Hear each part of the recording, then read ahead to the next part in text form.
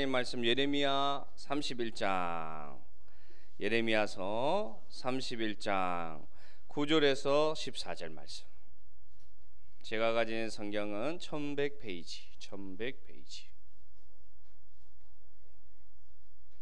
예레미야 31장 9절에서 14절 말씀.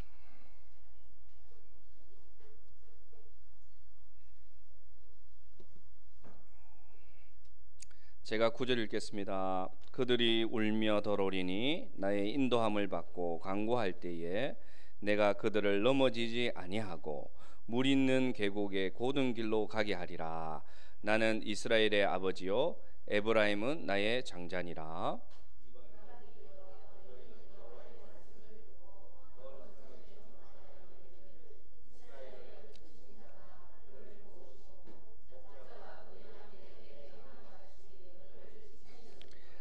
여호와께서 야곱을 구원하시되 그들보다 강한 자의 손에서 송영하셨으니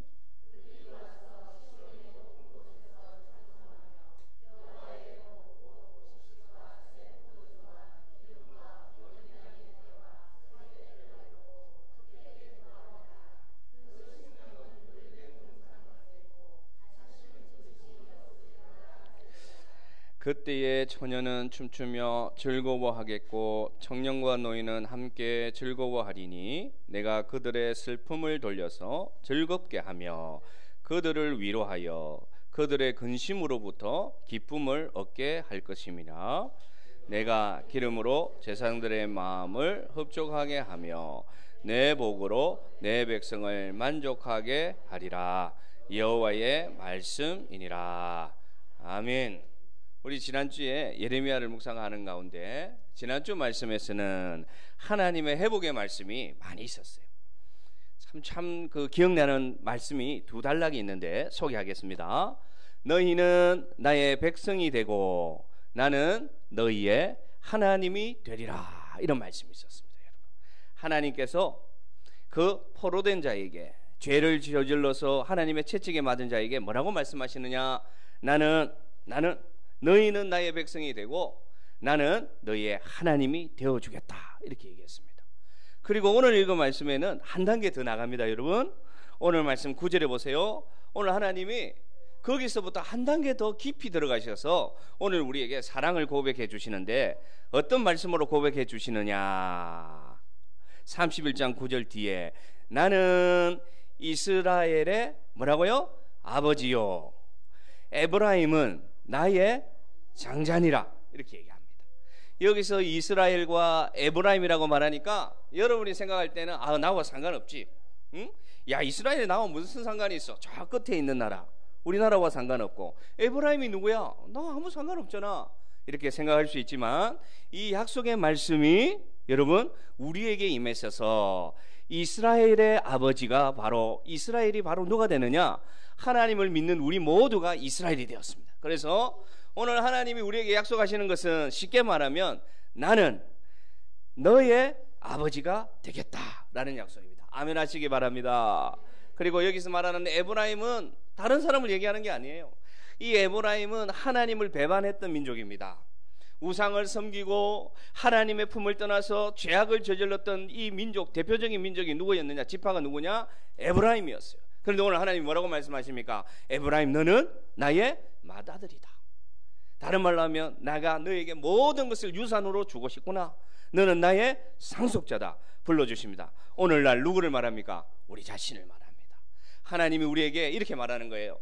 하나님이 우리에게 말합니다. 나는 너의 아버지가 되어주겠다. 그리고 너는 나의 가장 사랑하는 최고의 자녀다. 오늘 이 약속을 우리에게 주십니다. 이 은혜가 우리에게 오늘 있기를 바랍니다. 그래서 오늘 우리가 말씀에 기억할 것은 무엇이냐? 하나님이 우리를 이렇게 다시 불러주셨고 하나님이 우리의 아버지가 되어주셔서 우리에게 하나님은 우리 인생길을 어떻게 인도해 주시는가? 목사님, 그러면 하나님이 우리 아버지라면 우리를 어떻게 인도해 주십니까? 도대체 궁금합니다. 묻는다면 오늘 말씀에 답이 있습니다. 그래서 오늘 말씀은 인도해 주시는 하나님 아버지는 우리 인생을 어떻게 인도해 주시는가를 보도록 하겠습니다. 첫 번째로 하나님은 우리 인생의 목자가 되어주십니다. 할렐루야. 그 말씀이 나와 있어요. 같이 읽습니다. 앞에 화면을 보고 큰 목소리로 시작.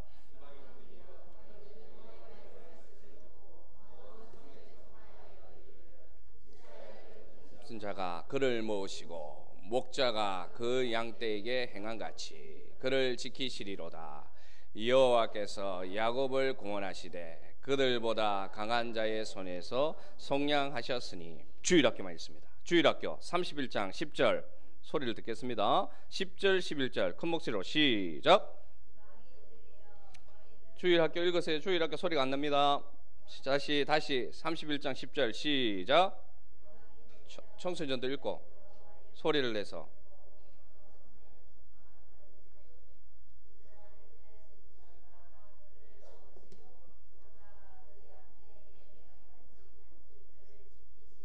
(31절)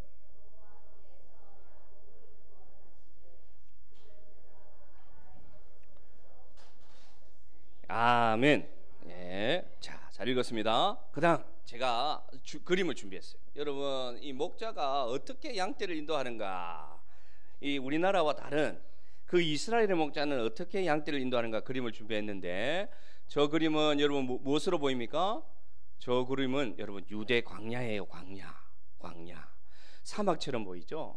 사막과 거의 기고 같죠? 저 그림은 광야를 말합니다. 이스라엘의 광야. 자, 보세요. 저 척박한 땅에서 지금은 양떼가 보이지도 않고 목자도 보이지 않아요. 그러나 분명히 저 안에도 목자가 있고 양떼가 있습니다. 다음 그림 보겠습니다. 자, 이제 목자가 등장했죠.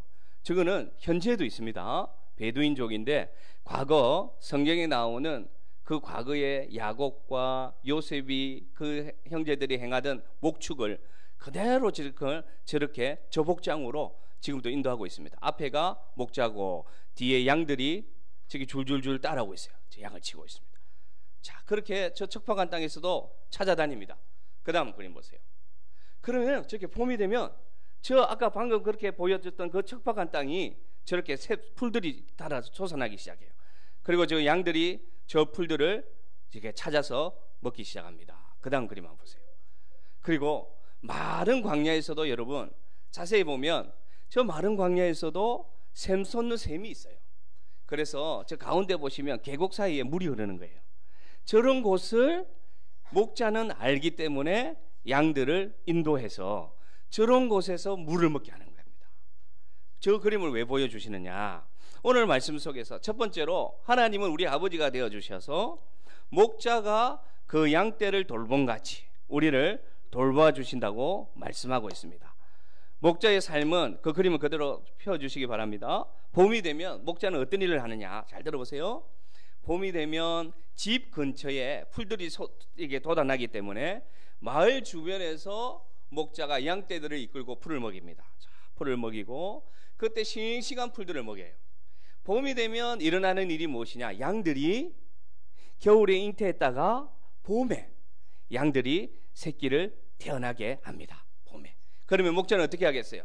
임신한 양을 잘 돌봅니다. 그래서 저 양이 풀을 잘 먹는지 건강 상태가 어떤지 잘 돌봤다가 새끼를 낳을 때는 가서 새끼를 잘 낳고 있는지 또한 돌보면서 도와줍니다. 그래서 이 새끼가 태어나면 어떻게 하느냐? 처음에는 이 새끼가 어머니를 못 따라가요. 힘이 딸리기 때문에 이 어미 양이 걸어가도 저 멀리 가도 이 새끼 양은 힘이 없어서 못 따라가요. 그러면 목자가 어떻게 하느냐?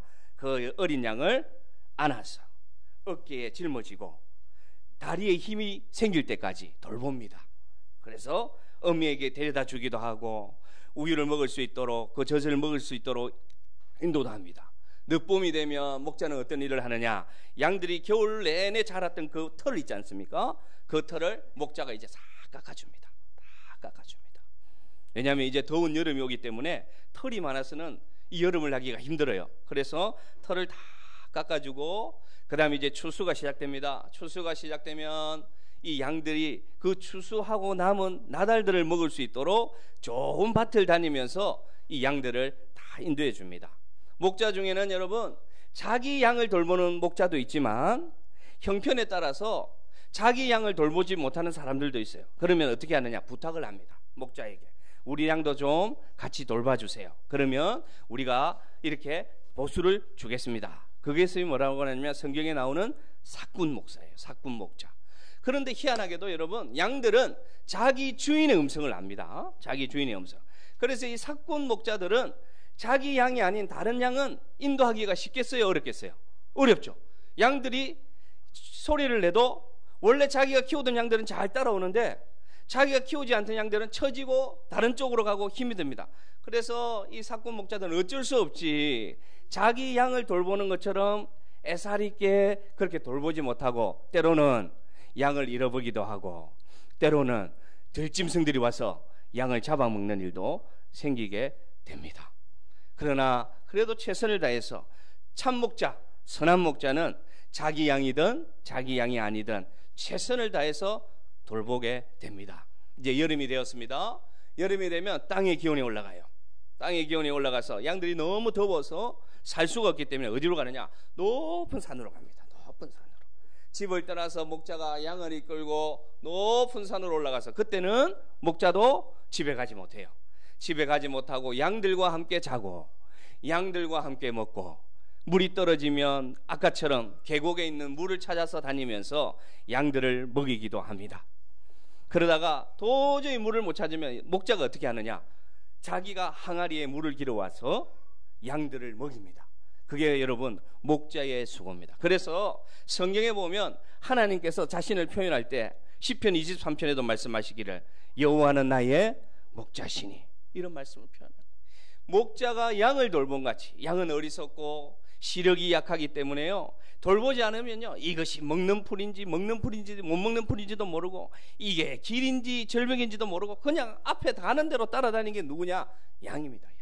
그래서 어린아이처럼 돌보는 목자의 수고를 성경은 하나님처럼 하나님의 수고로 우리에게 설명해 주고 있습니다. 그러므로 첫 번째, 하나님 아버지가 우리의 목자가 되어주신다는 것은 우리를 이 어린 양처럼 스스로 걷지도 못하고 자기 의미도 따라가지 못하고 무엇을 먹어야 될지도 모르고 물이 어디 있는지도 모르고 더워도 피할 줄도 몰라요. 더위가 오면은 태양이 찌면 피해야 될 거 아닙니까?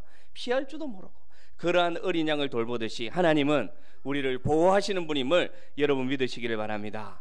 때를 따라서 하나님은 보호하십니다. 봄에 맞게 여름에 맞게 겨울에 맞게 우리를 보호해 주시는 분이 그리고 우리를 푸른 초장으로 인도해 주시고 우리가 목이 말라 죽어갈 때 우리의 목에 생수를 부어주시는 분이 바로 우리 하나님임을 여러분 믿으시기를 바랍니다. 우리 인생길에서 참 목자가 되어주십니다. 그분이 우리를 오늘 뭐라고 부르시냐? 나는 너의 아버지다. 이 아버지의 사랑이 우리에게 전해지기를 바랍니다. 하나님은 우리의 인생의 목자가 되어주십니다. 오늘도 이 푸른 초장으로 이 샘물교의 푸른 초장으로 우리를 인도해 주셨습니다. 두 번째로 하나님은 우리 아버지가 되어셔서 우리를 어떻게 인도해 주시느냐? 두 번째 한번 보겠습니다. 말씀 자 모두가 같이 읽습니다. 자 12절 13절 시작. 그들이 와서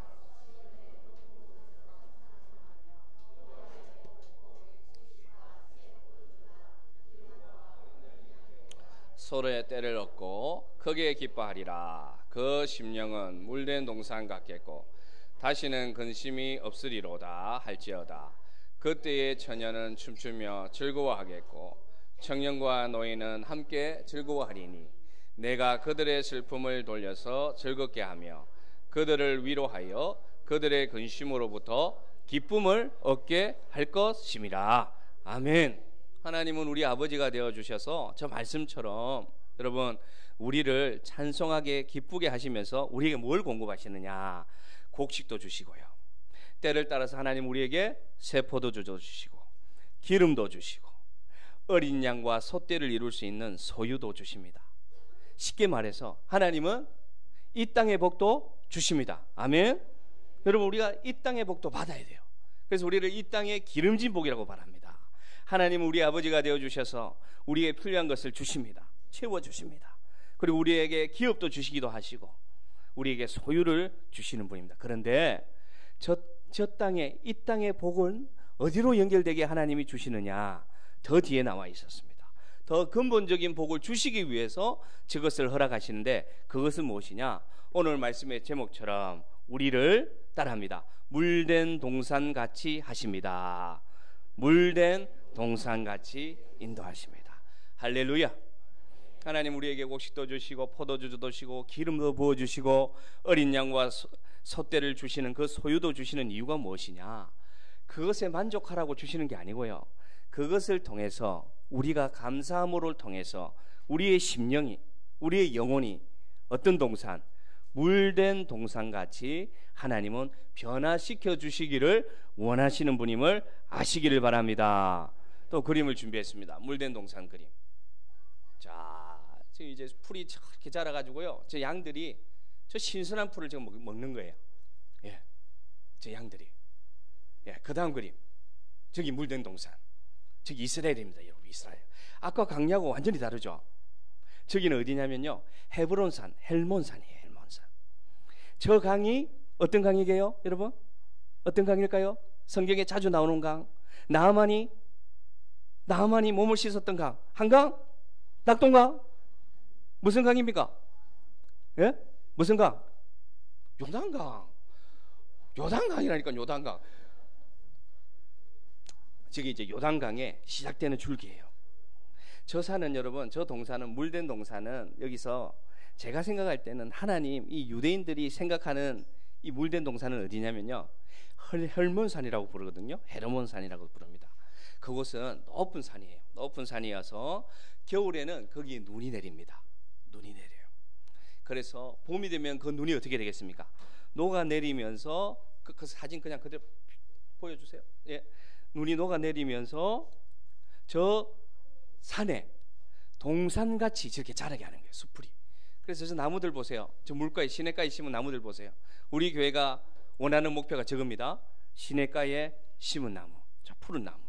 우리 교회가 저런 영혼들이 되기를 원하는데, 하나님이 저 그림을 보면서 설명을 들어보시기 바랍니다. 하나님이 오늘 보시면 너희 심령이 어떤 동산같이 되게 해주시겠다. 물된 동산같이 해주겠다는 겁니다. 여러분, 앞에 척박했던 광야를 한번 생각해 보십시오. 그리고 저 그림을 보시기 바랍니다. 여러분은 어떤 심령이 되기를 원합니까? 어떤 심령? 첫 번째, 광야 같은 심령이 되기를 원합니까? 두 번째, 지금 눈에 보이는 저 심령이 되기를 원합니까? 두 번째, 물된 동산 되는 복이 여러분에 있기를 바랍니다. 누가 인도하시면? 하나님이 인도하시면, 하나님 아버지가 우리를 인도하시면 저 광야같이 척박한 땅이 어떻게 된다고요? 저 물된 동산같이 변화되는 역사가 일어납니다. 우리 하나님은 아주 실력 있는 농부예요. 우리도 보면 우리 교회도 농사 짓는 분들이 계시는데 아주 실력 있는 농부라서 열매 맺지 못하는 나무를 열매 맺을 수 있도록 만들어주시는 농부가 누구냐? 우리 하나님 아버지입니다. 그래서 우리는 우리 스스로 열매 맺을 수 없는 나무였어요. 우리는 그래서 심판받아서 그 둥치가 잘려서 장작으로 사용되어야 될 나무가 누구였느냐? 저와 여러분이었습니다. 그러나 주님께서 오셔서 십자가에 대신해서 죽으심으로 말미암아 우리를 열매 맺을 수 있는 나무로 우리를 자르셔서 그 예수 그리스도의 몸에 접붙임을 해주셔서 그 나무에 붙여주셔서 우리 능력이 아니라, 잘 듣기 바랍니다, 우리의 능력이 아니라 예수 그리스도 안에 붙어 있기만 하면 열매 맺는 생명의 나무로 만들어 주셨은 것을 여러분 믿으시기를 바랍니다. 그래서 우리 모두는 열매 맺는 나무가 되었습니다. 우리 뿌리가 좋아서 열매 맺는 게 아닙니다. 우리가 원래 종자가 좋아서 열매 맺는 게 아니라 우리는 열매 맺을 수 없는 나무였지만 예수 그리스도의 몸에 접붙임을 받음으로 우리는 이제 실력 있는 농부 하나님에 의해서 열매 맺는 나무가 되었음을 여러분 믿으시길 바랍니다. 그래서 우리는 자랍니다. 우리가 자라서 열매를 맺고 그 열매가 땅에 떨어져서 썩어서 그것이 씨가 되어서 또 다른 나무를 우리는 자라게 합니다. 그래서 결국에는 우리를 통해서 하나님은 무엇을 이루시기를 원하느냐? 숲을 이루시기를 바랍니다. 그리고 하나님 그 숲은 다른 이름으로 무엇이냐? 물된 동산이 되기를 원하신다는 것을 여러분 아시길 바랍니다. 하나님은 아버지가 되어 주셔서 우리가 있는 곳이 물된 동산으로 변화되기를 기대하고 계십니다. 나만 잘 자라서 나만 열매 맺고 나만 수확을 있는 그런 나무 되는 것을 원하지 않고 하나님의 꿈은 어디에 있느냐? 우리가 숲을 이루는 그 단계까지 자라가기를 원하십니다. 이런 복이 우리 모두에게 있기를 바랍니다. 우리가 자라서 숲이 되면 여러분 어떤 복이 있습니까? 그늘이 생깁니다. 그래서 무더움에 더위에 지친 자들을 쉬게 할 수도 있고요, 우리가 숲이 되면 우리의 열매를 통해서 들짐승들이 그 열매를 먹을 수 있고 새들이 날아와서 그늘에 거할 수 있는 놀라운 안식처가 우리 자신을 통해서 일어날 수가 있습니다. 이러한 복이, 이러한 통로가 이미 우리에게 열려 있음을 여러분 믿으시길 바랍니다. 여러분 스스로는 초라한 사람이 아닙니다. 다시 말씀드리지만 여러분은 그저 왔다 그저 가는 사람이 아니라, 그런 인생이 아니라 하나님께서 우리를 열매 맺는 나무로 지금 만들어 주셨습니다. 그래서 여러분은 믿고 그분을 의지하고 그분의 말씀 속에 거하기만 하면 여러분은 이제 열매 맺고 여러분을 통해서 다른 생명이 자라나고, 그렇게 연합되어서 우리 공동체는, 우리 공동체를 찾아오는 사람들이 이 공동체에 들어오면, 목사님 이 교회에 오니까 내 마음이 편안합니다.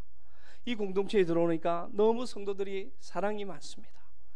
다른 곳에서 위로받지 못한 것을 위로를 받습니다 하면서 여러분 상처 입은 영혼, 지친 영혼, 하나님을 떠났던 영혼이 우리 공동체에 들어오면 편안하게 쉴 수 있는 물된 동산 같은 교회가 우리 교회 되기를 간절히 바랍니다. 이런 가사가 있어요.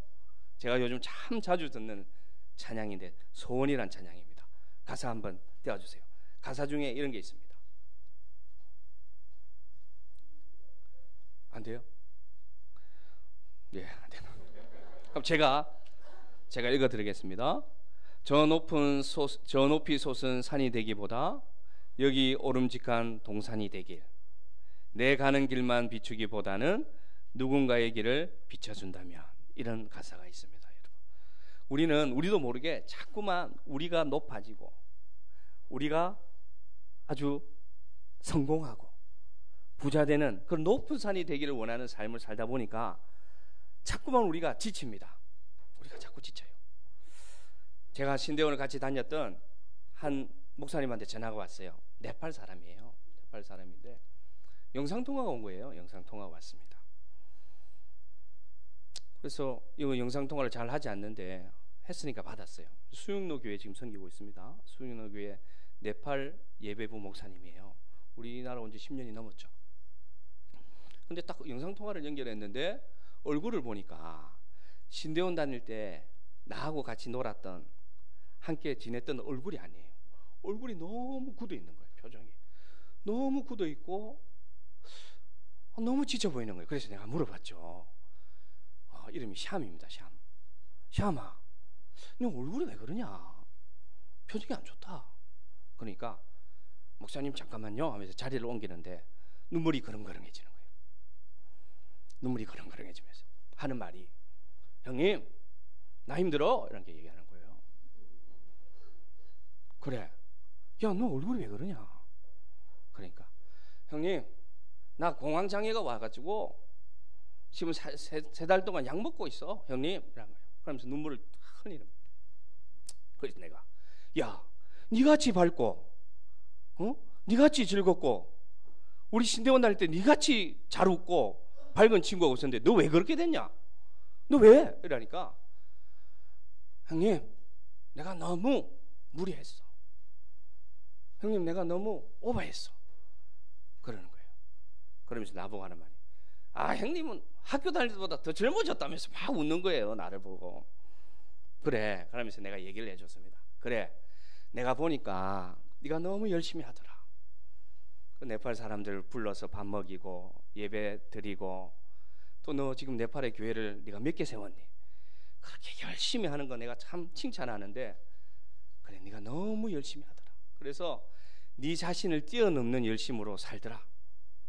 그래서 하나님께서 샤마 너 좀 쉬어라고, 너 좀 이제 좀 쉬어라고 그렇게 하는 것 같다. 그러니까 형님 나 이제 네팔 가, 이렇게 얘기하는 거예요. 나 이제 여기 그만두고 이제 내년에 네팔 갈 것 같아, 그렇게 얘기하는 거예요. 그래, 좀 하나님 안에서 쉬는 그러한 사역을 해라. 그러면서 내가 신대원 다닐 때 같이 즐겁게 놀았던 얘기들 막 해줬어. 이불로 웃게 하려고. 야 우리 기억해봐. 야 치킨 시켜가지고 강의실에 앉아가지고 브라질 친구하고 니하고 나하고 앉아서 그 브라질 친구한테 너 언제 결혼해? 전도사님 언제 결혼할 거야? 결혼해야지 인생이 달라져 하던 생각나냐? 하면서 막 웃었던 기억들이 있잖아요. 얘가 같이 밥을 먹으러 갔어요. 밥을 먹으러 가서 고기가 먹고 싶다는데 메뉴판을 싹 보더만 얘가 야 목사님 형님 제가 밥을 자주 사줬거든요. 형님 나 고기 먹고 싶어. 시켜봐 뭐 먹을래 하니까 나 저 더덕구이 먹고 싶어 하는 거예요. 왜냐하면 메뉴판에 더덕구이 돼 있으니까 자기는 당연히 고기인 줄 알은 거예요. 나는 모른 척하면 시켜봐 맛있을 거야. 저고기는 무슨 맛일까? 그래서 시킨 게 더덕구이를 시켰어요. 철판에 멀겋해가지고 더덕구이가 나오니까 형님 이거 뭐야? 이게 무슨 고기야? 나 이거 못 먹어 이런 거야. 먹어봐 맛있다. 응? 그렇게 했던 추억도 얘기해주고 그러면서 한 20분 통화하면서 많이 웃었어요. 그래서 마지막에 제가 이 얘기를 해주세요. 샤마 소원이란 찬양을 아냐? 그러니까 모른대요. 그러면 너 지금부터 힘이 들 때마다 약 먹고 힘이 들 때마다 이 찬양을 들어라. 이 찬양의 가사를 중에 이런 가사가 있다. 저 높이 솟은 산이 되기보다 여기 오름직한 동산이 되길. 내 가는 길만 비추기보다는 누군가의 비를 비춰주는 그러한 삶을 살면 네가 갖고 있는 그 어깨의 무게, 삶의 무게가 좀 낮아질 수 있다. 그러면서 이 찬양을 보내줬습니다. 여러분 마찬가지입니다. 하나님은 여러분 우리를 저 높이 솟은 산이 되어라고 부담 주시는 분이 아닙니다. 아시겠어요? 이 세상에 얼마나 경쟁이 심합니까? 우리 아이들도 마찬가지입니다. 제가 우리 주일학교 아이들에게 꼭 가르쳐주고 싶은 게 뭐냐, 인생의 목표를 가지고 사는 것은 중요하지만 다른 사람 다 짓밟고 일어나서 1등하는 그 삶이 아니라 오늘 말씀하시는 처럼 이 찬양 속에 오름직한 동산이 되는 복이 우리 모든 가정에 있기를 바랍니다. 그래서 여러분 같이 사는 거예요. 같이 혼자 사는 게 아니라 같이 손잡고 오를 수 있는 동산 얼마나 좋습니까 여러분? 높은 산이 되어서 자기만 뛰어나고 자기만 잘 살고 자기만 부자 되고 자기만 성공하는 그런 삶을 다 쫓아가고 그런 삭막한 인생을 사는 게 아니라 오름직한 동산이 되어서 누구나 같이 어울릴 수 있고 여유 있고 마음이 넓어지는 그러한 모든 인생이 되기를 하나님 아버지는 원하고 있습니다. 그러한 복이 우리에게 있기를 바랍니다. 여러분 우리가 그늘이 되어 주십시다. 우리가 다른 사람의 손을 잡아주는 그늘이 되어 주기를 원합니다. 나만 먹고 배부른 게 아니라 남겨서 다른 배고픈 자와 다른 힘든 자에게 나눠줄 수 있는 삶, 그러한 삶, 오름직한 동산이 되는 저와 여러분 되기를 원합니다. 마지막으로 하나님은 우리 아버지가 되어주셔서 어떻게 축복해 주시기를 원하느냐, 하나님께서는 기름으로 우리를 충만히 부어주시기를 원합니다. 할렐루야. 저 말씀 한번 읽읍시다. 시작. 내가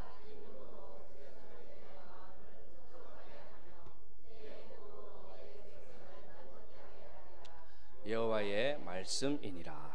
저 기름이 여러분 레위기의 제사장하고 연결되거든요. 한번 보시겠습니까? 자, 레위기 저 말씀에 있죠.